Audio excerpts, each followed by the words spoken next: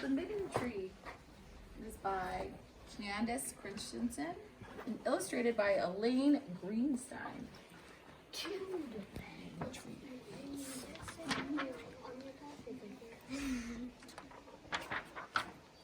At the end of a long lane in a tidy little house, an old Sarah lived alone. Her children had grown up and moved away, but Sarah still remembered the mornings when she walked with them to the blue spruce tree where they waited for the school bus.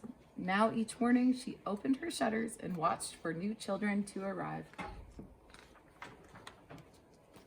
Every chilly morning, Sarah pulled on her warm coat and started down the lane.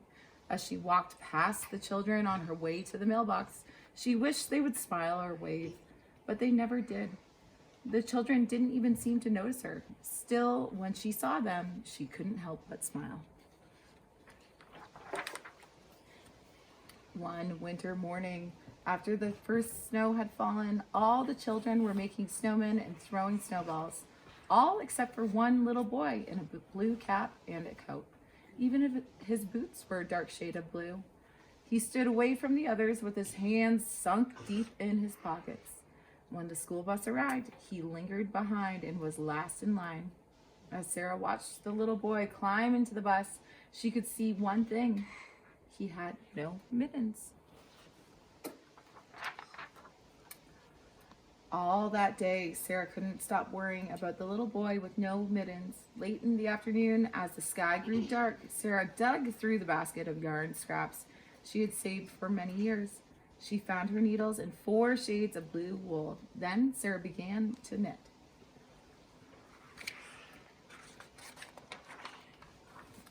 Sarah worked late into the night. When the sun began to rise, she hurried to the bus stop and hung the mittens on the old blue spruce tree.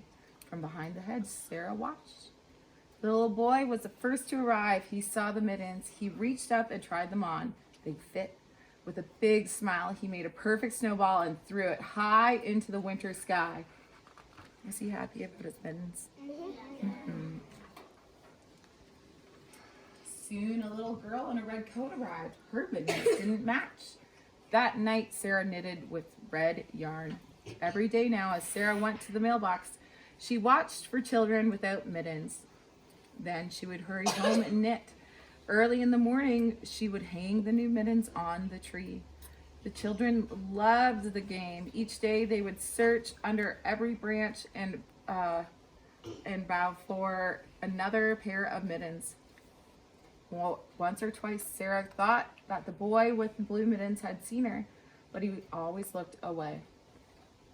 Is she handing these mittens to the kids? No.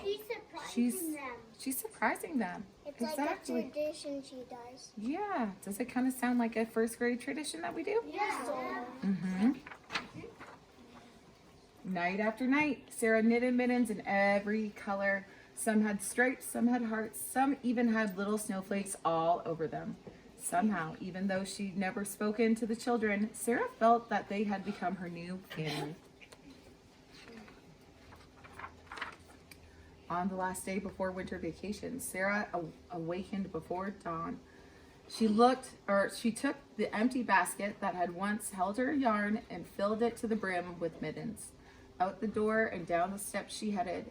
When she got to the blue spruce tree, she hung mittens on every branch. The boy with the blue mittens was the first to arrive. He stood very still and waited for the others. In fact, all the children stood very still for a few minutes, looking at the mysterious, beautiful mitten tree.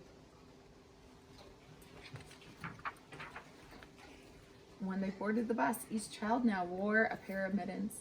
Sarah watched as, one by one, their faces appeared in the bus windows. Still, no one looked her way as she started home. But Sarah's heart was full. It was as full as when the sounds of her own children had filled her house. How come her heart was so full? Because she was giving. She was giving. And when you give, your heart feels better. It does. Do you have to be thanked when you're giving? No. Are you still? Can you do it just because it's a good and kind thing to do? Yeah. Does it still make you feel good? And your heart goes too. It does. As Sarah neared her porch and climbed the steps, she saw something waiting for her. There in the corner was a basket woven with thick brown vines and decorated with a large white bow. In it were balls and balls of beautiful, colorful yarn. It was the little boy. You think it was the little boy? Yeah, it was. It obviously. To this day, Sarah knits mittens for all the children in her town. Every time her basket is empty, a new full one appears. Sarah doesn't know who the yarn is from. The children still don't know who the mittens are from, but someone must.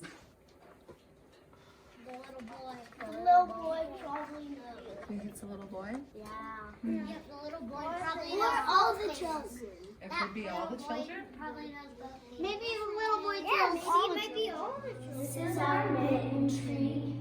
Please help us collect mittens by putting them on here on the tree. Perfect, thank you.